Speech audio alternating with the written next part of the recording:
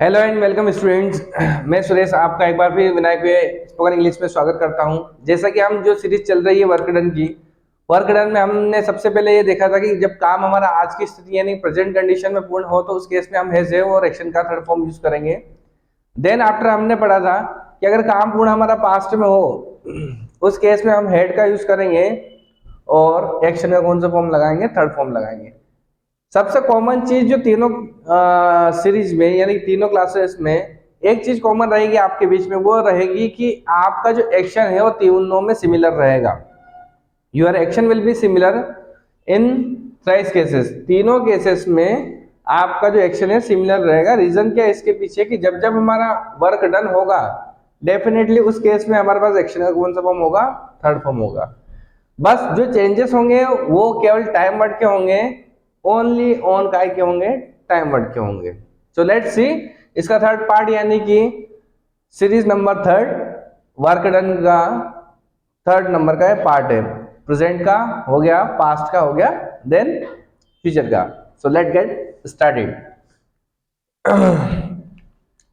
इसकी आइडेंटिटी रहेगी आपके क्या रहेगी, चुका होगा, चुकी होगी एंड चुके होंगे। इसमें जो टाइम वर्ड का यूज होगा वो क्या यूज होगा, विल हैव का यूज होगा। फाइन।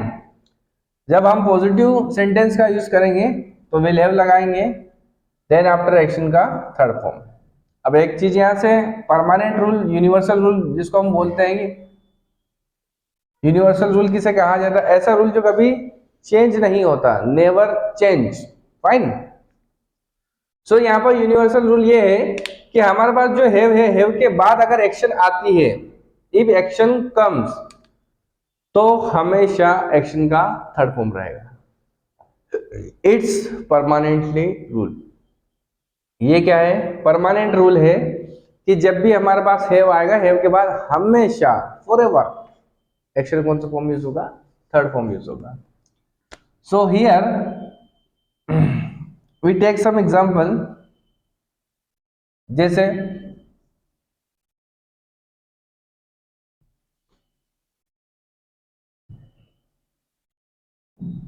तुम पढ़ाई छोड़ चुके होंगे, यू देन विल हैव। जिन लोगों को बिल्कुल बेसिक से समझना है, so first of all I request you to कि हमारी जो पहली क्लास है वहां से स्टार्टिंग करें, because you know well that कि हमने जो बेसिक रूल्स थे जो हर क्लास में इंप्लीमेंट होते हैं वो सारे के सारे रूल्स हमने फर्स्ट क्लास में बता चुके हैं।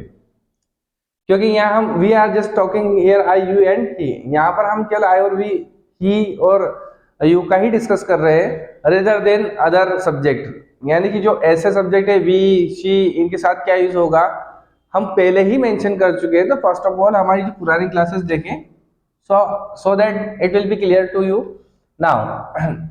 यहाँ पर काम करने वाला कौन है, यू, तो हमने यू पुट अप कर दिया। Then after will have, will have के बाद हम किसको रखेंगे, एक्शन के थर्ड फॉर्म को रखेंगे। एक्शन क्या है यहाँ पर, छोड़ना,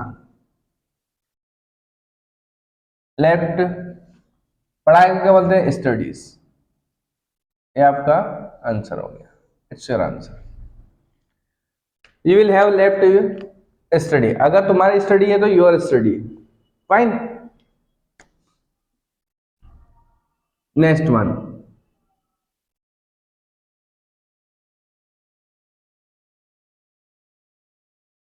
हम पहुंच चुके होंगे, हम पहुंच चुके होंगे। ठीक है। सो हम के लिए हम क्या लगाएंगे, वी, वी के बाद क्या लगाएंगे, विल, देन क्या लगाएंगे, हैव। वी विल हैव पहुंचने क्या बोलते हैं, रीच्ड। ये आपका आंसर हो गया, वी विल हैव रीच्ड। वह वह वह खाना खा चुका होगा,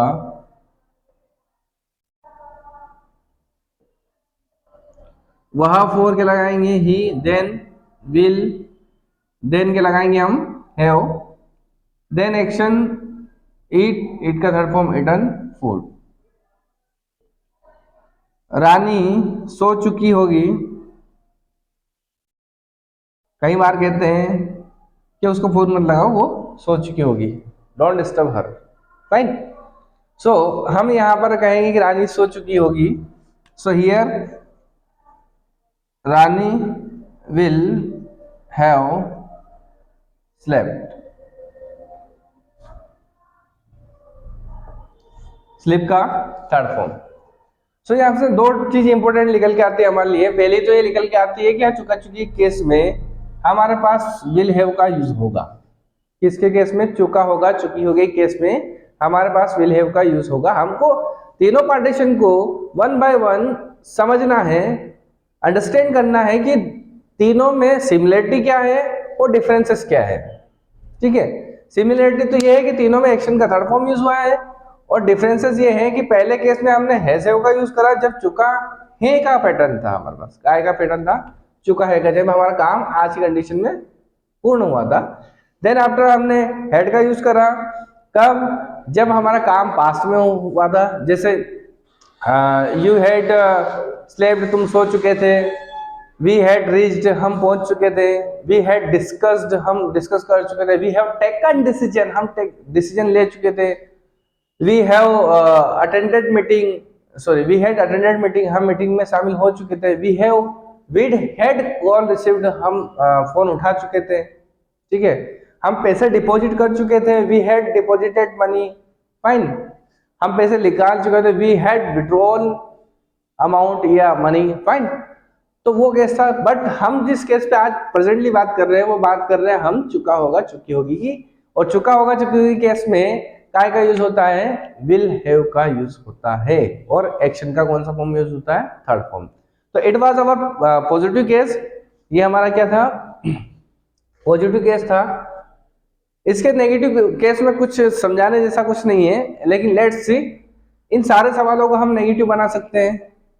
इन सारे सवालों को हम नेगेटिव बना सकते हैं। कैसे? तुम पढ़ाई छोड़ चुके नहीं होंगे, तो यहां क्या लगा देंगे हम? Not. You will not have left studies, हम पहुंच चुके नहीं होंगे,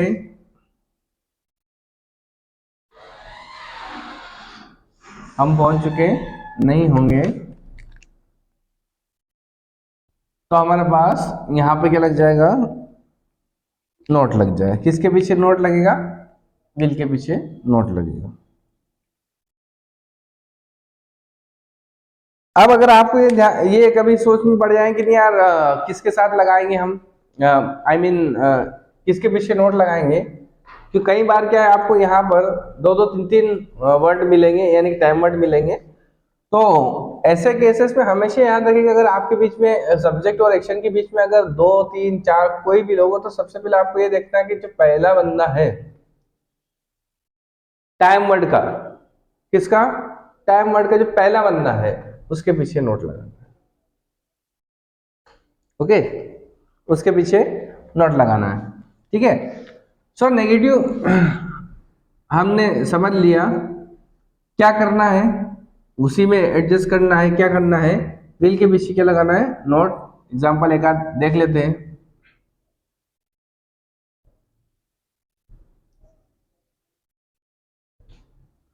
वहां नहीं पहुंच चुकी होंगी, सो बनाएंगे हम इसको। वह for she, then will, then not, then have. She will not have reached, ये आपका आंसर होगा। So nothing special here, only just we have to keep not. हमको केवल क्या लगाना है? नॉट लगाना है। विल के पीछे क्या लगाना है? नॉट। नाउ थर्ड वाले पैटर्न पे आते हैं। थर्ड वाला pattern, as we know that कि ये क्या है, कौन सा पैटर्न है? कंफर्मेशन का पैटर्न है। मोस्ट इंपोर्टेंट टॉपिक होता है हर क्लास का, बिकॉज मेजरली तीन टॉपिक चलते हैं। यानी कि if you are discussing with any one, ज्यादातर केस में 95% तक केस में केवल तीन केस का मोस्टली यूज होता है। इसका, इसका और इसका, और सबसे ज्यादा केवल दो केसेस का यूज होता है, क्वेश्चन वर्ड का और आंसर का। क्यों, कोई भी आपसे सवाल करेगा तो इस पैटर्न में करेगा, आप आंसर दोगे तो मोस्टली किस में दोगे, पॉजिटिव केसेस में ही आंसर दोगे। सो कंफर्मेशन का केस क्या कहता है हमारे पास में, कि जो भी हमारे पास यहां आता है इसको उठाकर कहां रख दो, आगे रख दो, तो कंफर्मेशन बन जाएगा। फाइन। कैसे बनाते हैं कंफर्मेशन, किसी बात की पुष्टि करना है, किसी बात को सुनिश्चित करना, जैसे क्या वह पास हो चुकी होगी, क्या सेंटेंस लिखा हमने, क्या वह पास हो चुकी होगी। Okay, so let's see here. First of all कहां से स्टार्ट करेंगे, क्या से, बट क्या के लिए वोट लगाएंगे, नहीं लगाएंगे। वोट किस केस में लगाते हैं हम, जब हम किसी से सवाल करते हैं, क्वेश्चन करते हैं। हियर वी आर कंफर्मिंग, हम क्या कर रहे हैं, यहाँ पर कंफर्म कर रहे हैं। तो ऐसे केस में जब हम कंफर्म करते हैं तो ये वाला पैटर्न यूज करते हैं। सबसे पहले कहां से सेंटेंस करेंगे, विल से। विल के बाद वहां के लिए क्या लगाएंगे, शी। अब जिन लोगों को ये सोच में पड़ गई, सर यहां तो शी है नहीं, आपने कैसे लगा दिया। कॉमन सी बात है, जो लोग अगर बीच में से क्लास स्टार्ट करेंगे वो यही कहेंगे कि यहाँ तो शी है नहीं, आपने शी लगा कैसे दिया। तो डियर स्टूडेंट, जो लोग बीच में क्लास देख रहे हैं, या तो वो सीधा मैं कह रहा हूं उस चीज को समझे, अगर नहीं समझ पा रहे हैं तो first of all please visit first class, please watch first class. First class में हमने ये रूल दिया था कि ही के साथ लगने वाला नियम सारे सिंगुलर के साथ यूज होगा। तो चूंकि ही के साथ यहाँ विल लगा है और शी, यहाँ काम करने वाले कौन है, शी है, तो ऐसे केसेस में हमने क्या लगाया, will, she, then have, then past. ठीक है, और देख लेते हैं।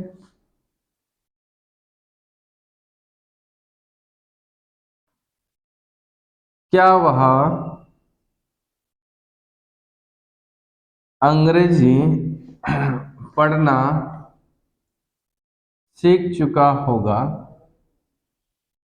क्या वह अंग्रेजी पढ़ना सीख चुका होगा। सो he will he have will he have learned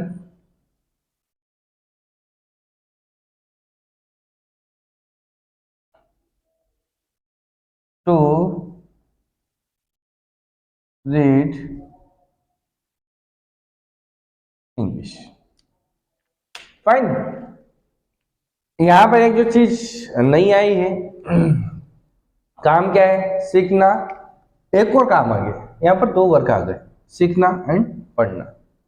पहला काम क्या करेगा, सीखा होगा तभी उसने पढ़ना सीखा होगा। पहला काम हमारे पास ये है, और जब भी एक काम के बाद दूसरा काम आता है तो बीच में हम क्या लगाते हैं, टू लगाते हैं। Fine. Now so it was our confirmation part. Many more example you can take, many more example you can take. कई प्रकार के एग्जाम्पल आप ले सकते हैं, बहुत सारे एग्जाम्पल्स हैं, बनाने को बहुत सारा है। जैसे एक आध एग्जाम्पल और देखते हैं।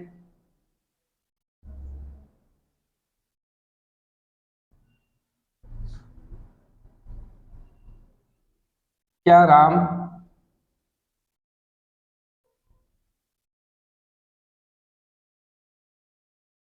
स्कूल पहुंच चुका, क्या राम स्कूल पहुंच चुका होगा। So will, then Ram, have, पहुंचने को क्या बोलते हैं, रीच्ड एट स्कूल। आपका आंसर बने। Fine.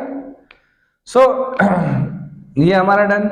Now comes to most important question word. हर क्लास का सबसे मोस्ट इंपोर्टेंट टॉपिक क्या होता है? क्वेश्चन वर्ड होता है। ये आपको ध्यान रखना है, क्वेश्चन वर्ड और पॉजिटिव, ये दो चीज सबसे मोस्ट इंपोर्टेंट है। क्यों है? क्योंकि अगर जनरली अगर हम किसी से डिस्कशन कर रहे हैं, we are learning spoken English, in that case we always use या we always ask question at front person, जो फ्रंट में जो हमारे पास सामने या जो सामने वाला पर्सन, उससे हम डिस्कस कर रहे हैं। जैसे फॉर एग्जांपल हम कर रहे हैं कि तुम कहाँ के रहने वाले हो, कहाँ से आते हो, क्या करते हो, क्या नहीं करते हो, कब सोते हो, बहुत सारे ऐसे सवाल है। ऐसे केसेस में हम क्या पूछा हमने, यहाँ से स्टार्ट करा, देन आफ्टर सामने वाला हमको आंसर देगा कि मैं ये करता हूँ, वो करता हूँ, ये नहीं करता हूँ। जो जितनी चीजें वो करेगा तो इसका मतलब वो कायम जवाब दे रहा, पॉजिटिव वे में हमारे पास जवाब दे रहा है।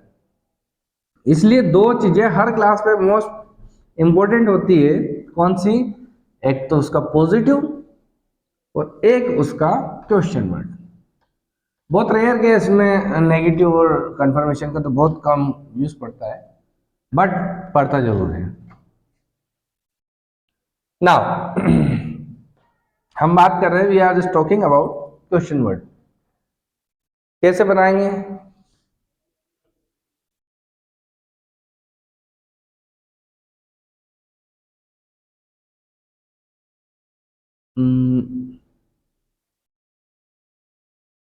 वह कैसे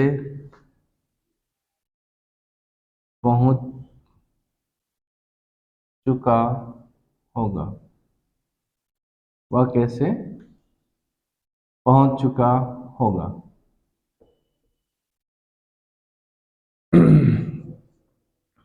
तुम क्या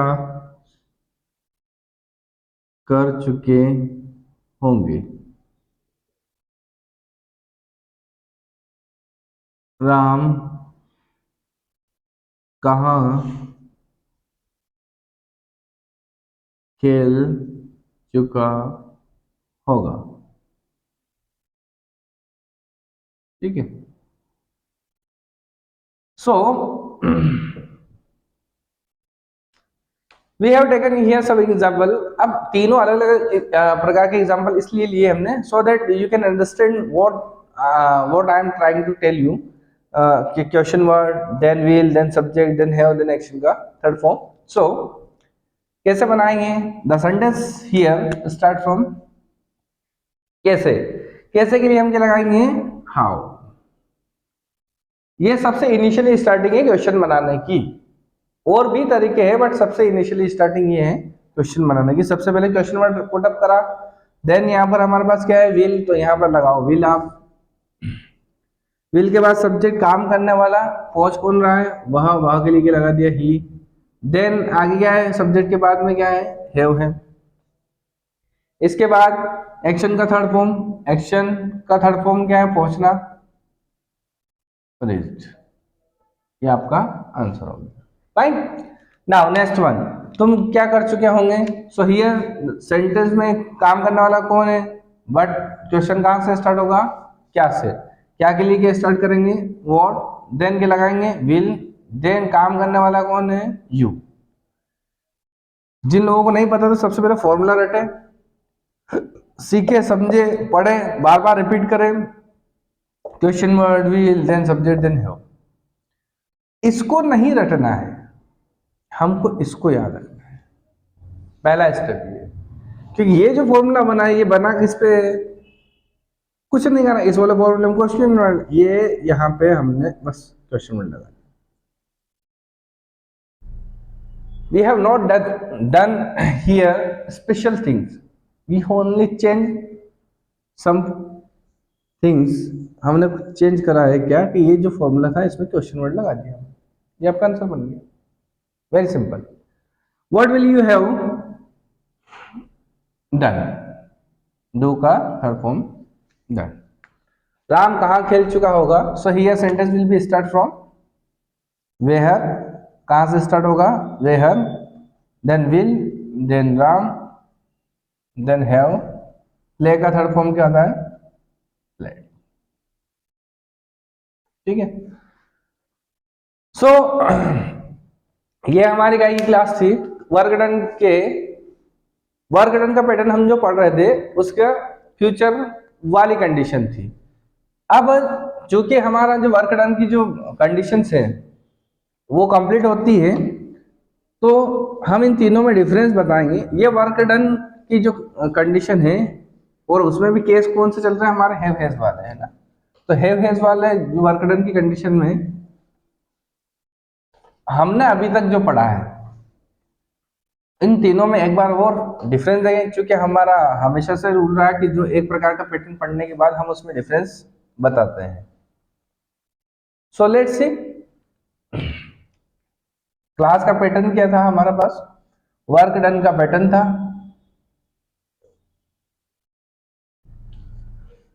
अब वर्क डन में जब हमारा वर्क प्रेजेंट कंडीशन में डन हुआ था, इसमें प्रेजेंट कंडीशन में, तो इसकी आइडेंटिटी जो निकल के आई थी हमारे पास, ये निकल के आई थी, चुका है चुकी है। इसमें हमारे पास जो टाइम वर्ड का यूज हुआ था वो हुआ था हमारे पास है, और किसका, हैज का। जब वर्क डन हमारा काय में हुआ, पास्ट में हुआ। जब वर्क डन हमारा काय में हुआ, पास्ट में हुआ, तो ऐसे केस में हमारे पास जो आइडेंटिटी निकल के आई थी वो निकल के आई थी चुका था चुकी थी। ठीक, इसमें जो टाइम वर्ड का यूज हुआ था वो काय का यूज हुआ था, हैड का यूज हुआ था। ठीक है, आज जो हमने पढ़ा वो क्या पढ़ा, फ्यूचर में वर्क डन, इसकी जो आइडेंटिटी निकल के आई थी वो निकल के आई थी चुका होगा, चुकी होगी, चुके होंगे, एटीसी। ठीक है, इसकी जो आइडेंटिटी निकल के आई थी वो क्या निकल के आई थी, विल हैव। बट जो सबसे मोस्ट इंपोर्टेंट चीज थी, वो एक चीज ऐसी थी जो सभी में कॉमन थी, और उसका नाम है एक्शन का थर्ड फॉर्म। क्या नाम है, एक्शन का थर्ड। ये बहुत कॉमन, मतलब बहुत अच्छा रूल है ना, कंपटीशन एग्जाम फाइट करने में भी बहुत इंपॉर्टेंट रूल है। बहुत कम लोगों को पता होता है कि हैज, हैव और हैड के बाद हमेशा एक्शन कौन सा फॉर्म यूज होता है, थर्ड फॉर्म।